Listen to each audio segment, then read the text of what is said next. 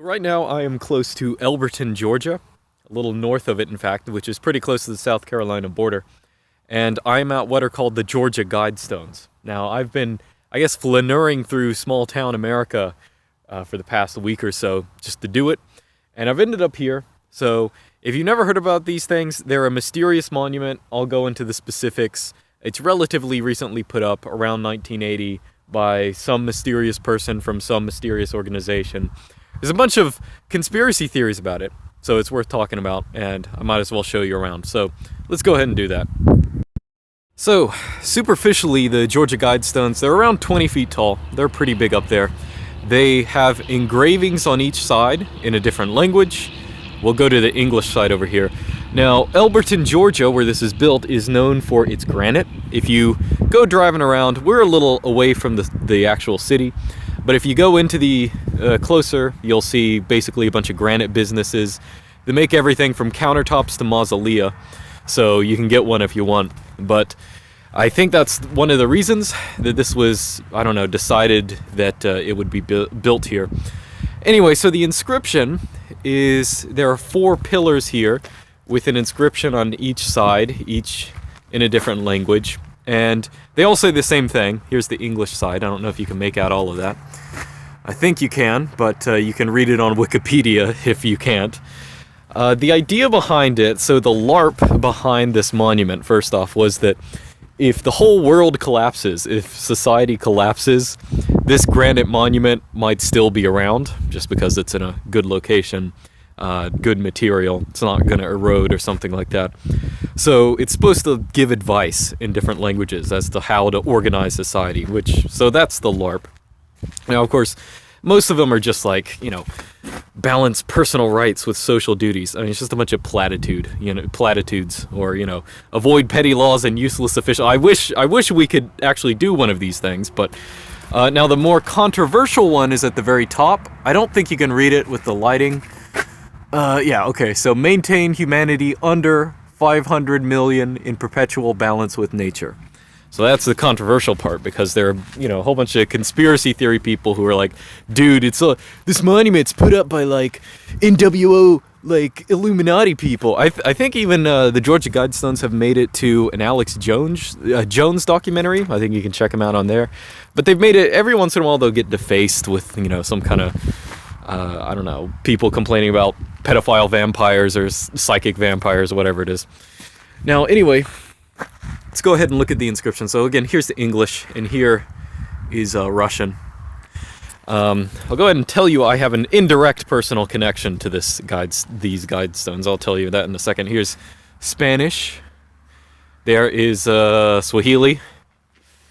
And on the other side, Hebrew, of course. And I was going to say Sanskrit. This is Hindi. Yeah. There's a Sanskrit inscription up there. I'll talk about that in a second. And actually, the typesetting, very disappointing. If you look at whoever typeset this cannot handle Devanagari on granite. I don't know. They probably do it better in India, but who's going to notice? And here's Arabic, same thing, and Chinese in traditional characters there. So now up at the top, on all 4 corners, you'll see there's another inscription. There's Egyptian up there. I mentioned Sanskrit is on this corner. Sorry, went a little blurry for a second. On the east corner over here is, looks like there's a little bit of, I don't know, water. I don't know what that is, some kind of black stuff, but that's ancient Greek up there. And on the last, I think their cuneiform, I think that's Babylonian. It might be Akkadian or something. I don't know. I'm pretty sure it's Babylonian. Actually, it says on the, I think it says on this thing. Yeah, Babylonian cuneiform. So, and as they say here, let these be guidestones to an age of reason. It says it on each side. Now, I mentioned I have an indirect personal connection to these, and that is because my professor at University of Georgia, he actually wrote the Sanskrit and the ancient Greek translations up here. So I note that because, of course, he doesn't know anything about these Guidestones. He was just commissioned to do it. Basically, actually, if you go over here to this informational plaque, it tells you some of the origins of this. Basically, some mysterious guy named R.C. Christian, probably a pseudonym, but he came around asking people to basically have this thing built. He said he represented a group of people who wanted it built. And he actually came to the University of Georgia when my professor, who was actually just starting out as, I guess, doing historical linguistics or classics or something like that, because he was looking for someone to translate, the saying into ancient Greek and to Sanskrit. So my professor did both of those, and if you can read ancient Greek, one thing he talked about is obviously, again, the translation is "Let these be guidestones to an age of reason," and he was like, well, there's no real word for guidestones, so what it literally says, if you can read it, is let these be, stones. Actually, let me actually read it first. Showing the way or something like that. So with a participle. Or I think there's some blackness over that. Now, I can't actually make out the Sanskrit, and I don't really know that much Sanskrit, but I remember he mentioned that there's an error in the Sanskrit portion. I can't really make it out from here, and half of it isn't even visible from here. So anyway, that's the linguistic portion of this monument. Additionally, there are a couple astrological things here. So, actually 3 of them. One of them is this hole. Bam. Now this points through to, I think, the North Star or Polar North or whatever it is. So it is positioned perfectly for that.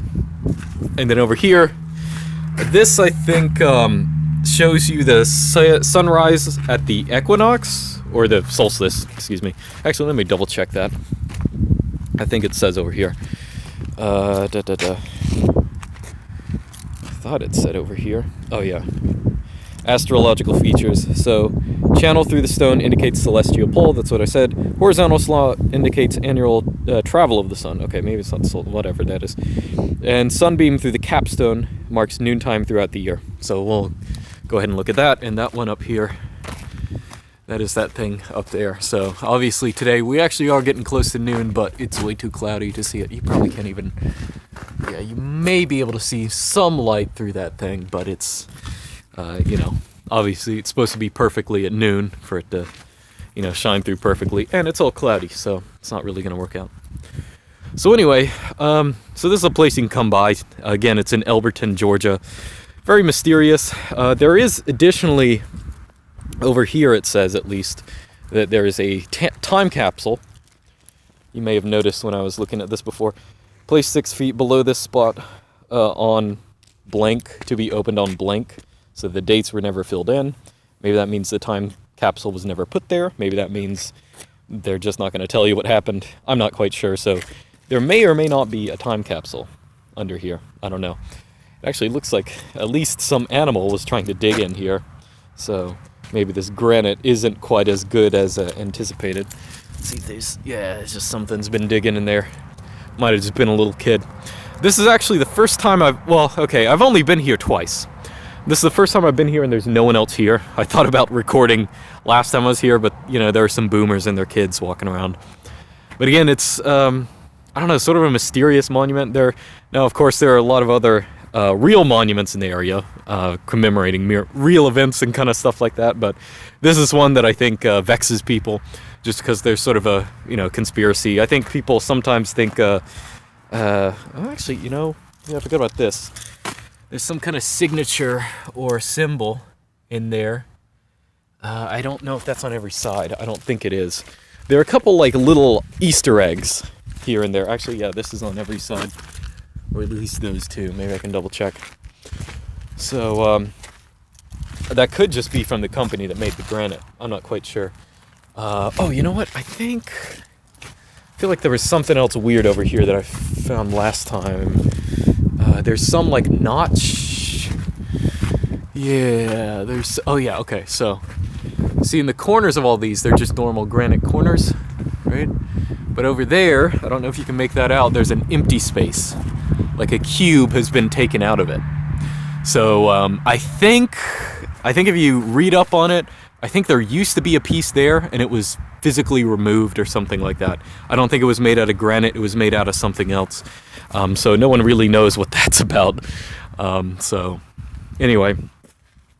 Yeah, so that's that pretty much. These again are the Georgia Guidestones. You can have your own conspiracy theories about them. You can pretty much drive up to them. They're just on this country road.